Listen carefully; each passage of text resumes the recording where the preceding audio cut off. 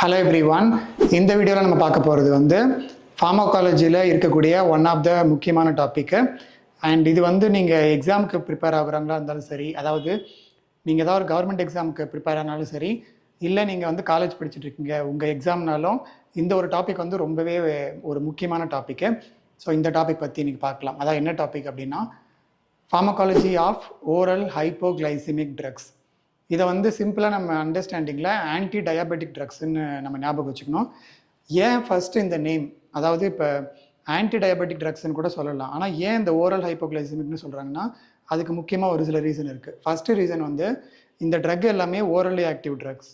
இதுவே நீங்கள் மற்ற கேட்டகரி எடுத்திங்கன்னா அதில் ஓரல் ட்ரக்ஸ் இருக்கும், அப்புறம் டாபிக்கல் ஏஜென்ட்ஸ் இருக்கும், அப்புறம் இன்ஹாலேஷன், இன்ட்ராவீனஸ், இந்த மாதிரி எல்லா டைப் ஆஃப் ட்ரக்ஸும் இருக்கும். ஆனால் இதில், அதாவது இந்த ஓரல் ஹைப்போகிளைசிமிக்னு சொல்லப்படுற ஆன்டி டயாபெட்டிக் ட்ரக்ஸில் இருக்கக்கூடிய ட்ரக்ஸ் எல்லாமே வந்து ஓரலி ஆக்டிவ் ட்ரக்ஸ் மட்டும்தான்.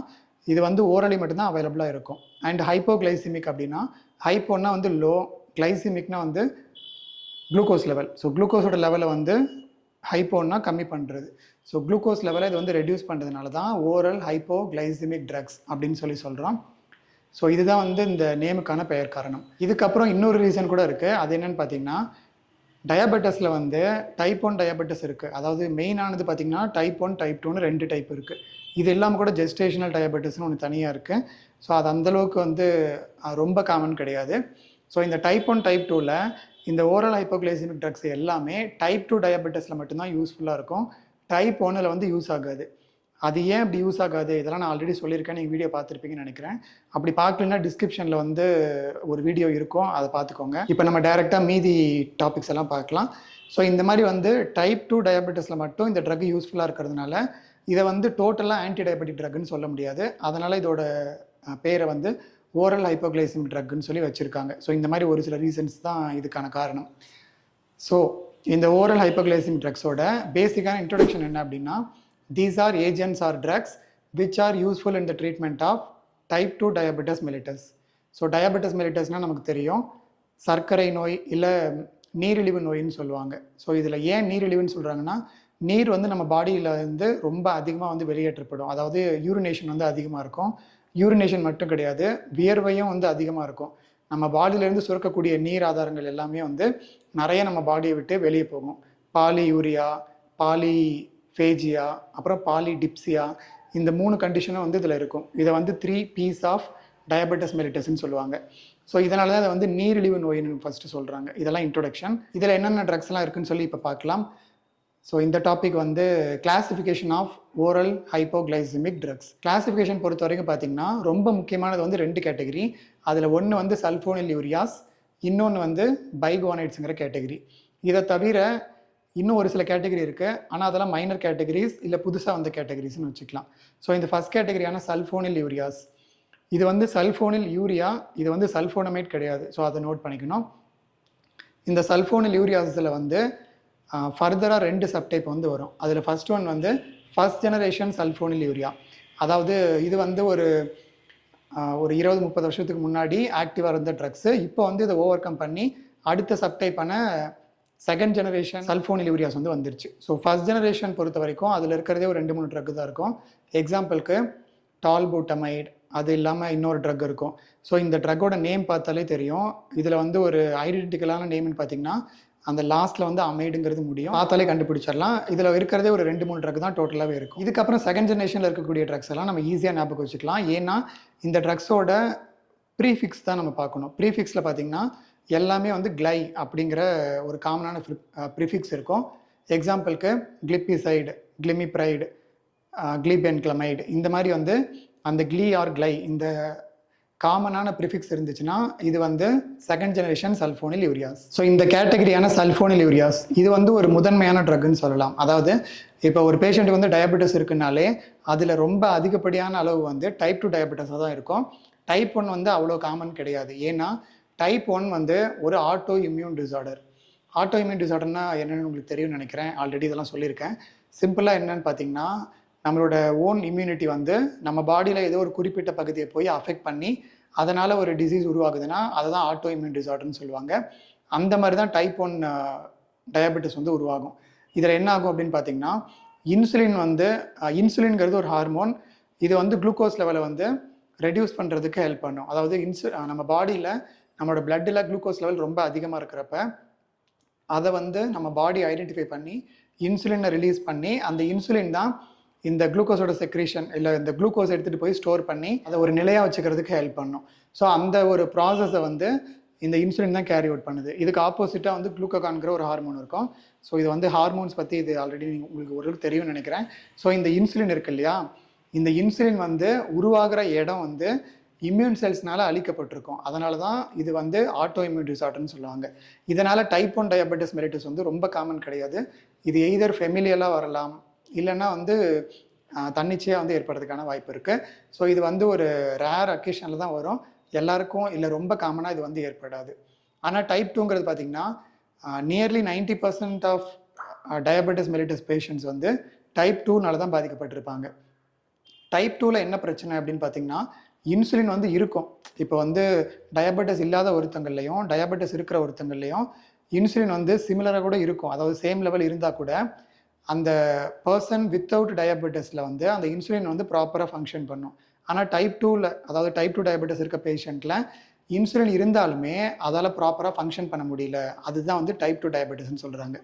இதனால் டைப் 2ல் இன்சுலின் வந்து கொடுத்தாலுமே யூஸ்லெஸ்.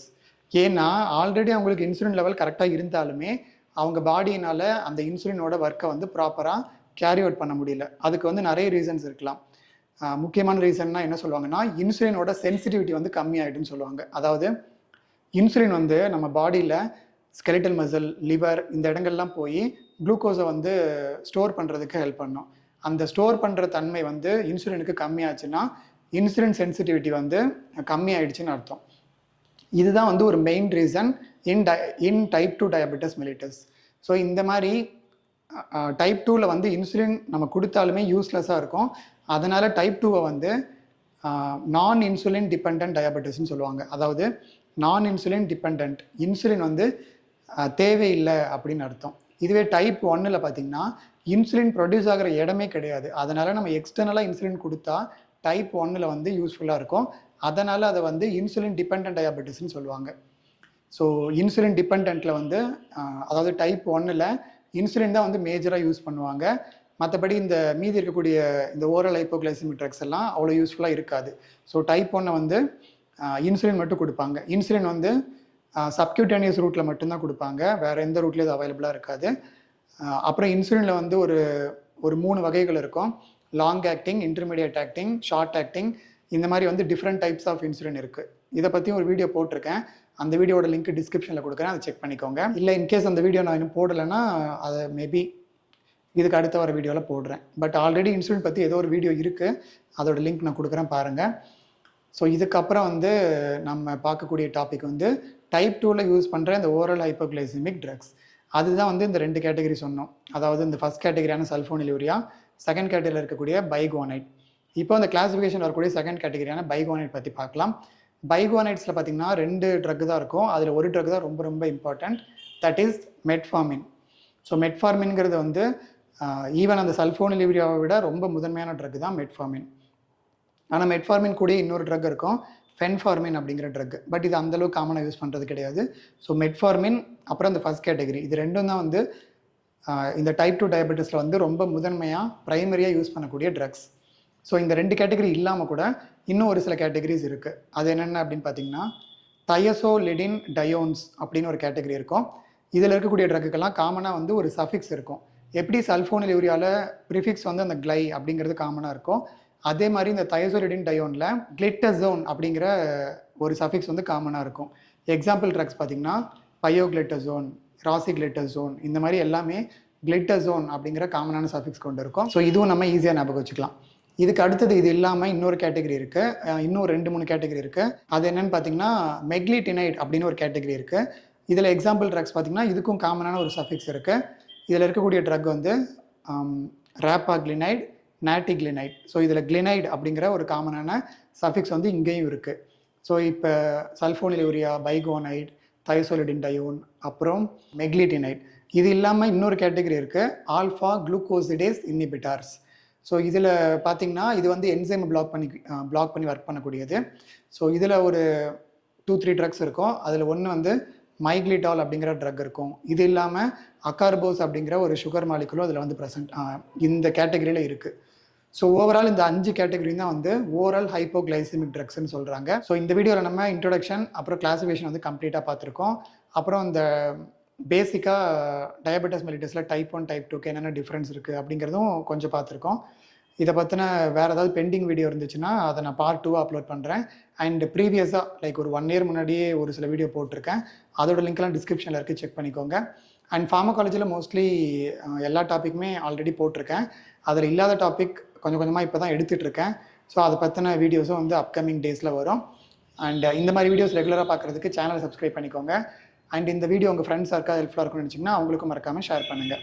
இதே மாதிரி நெக்ஸ்ட் வீடியோட மீட் பண்ணுறேன். Until then by from Vasanth Murugesan.